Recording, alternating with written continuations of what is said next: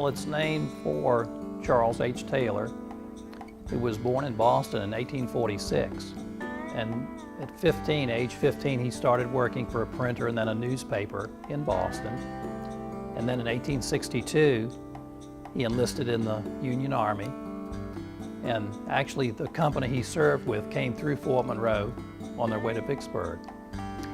And after the war, Mr. Taylor returned to Boston, worked at several newspapers, finally the Boston Globe, kind of starting at the bottom and working his way up all the way to editor. He became the editor of the Boston Globe and was married 50 years to his wife, and they had 5 children.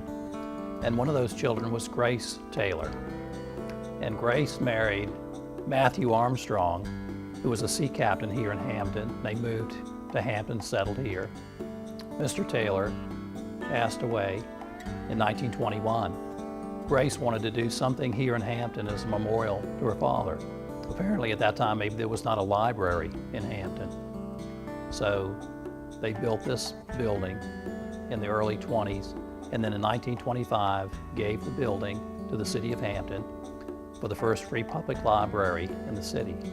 A lot of people, I think, growing up in Hampton remember the building as a library. We had a visitor not too long ago in his 90s who grew up across the street. When they were building the building, they had the stacks of bricks in Victoria Boulevard on their front of the building, and they paid him to keep the oil lamps lit at night so nobody would run into those piles of bricks. But I think a lot of Hampton people have fond memories of the library in its earlier days. In 1987, the building has sort of outgrown the needs of the public and the audience here for the library. So the decision was made to build a new library, which is right next door now, the main library. So this building became available. There was at that time a visual arts center in Hampton, but they were in the storefront of an old supermarket. So this was a much more appealing space for a visual arts center. So in '87, the building was renovated and became the Charles H. Taylor Arts Center. We've tried to maintain the character, especially on the outside of the building. So the facade of the building with the wonderful pediment and columns, the Flemish Bond brickwork, the slate roof. We've tried to keep as much as we can that original character of the building.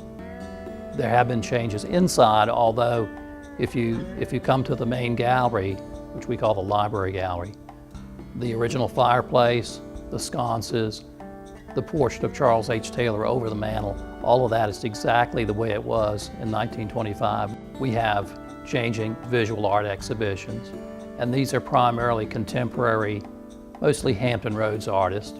Through the course of the year, probably around 30,000 people attend the programs here at the Art Center. And those are the exhibitions we do and the classes and workshops and other programs too.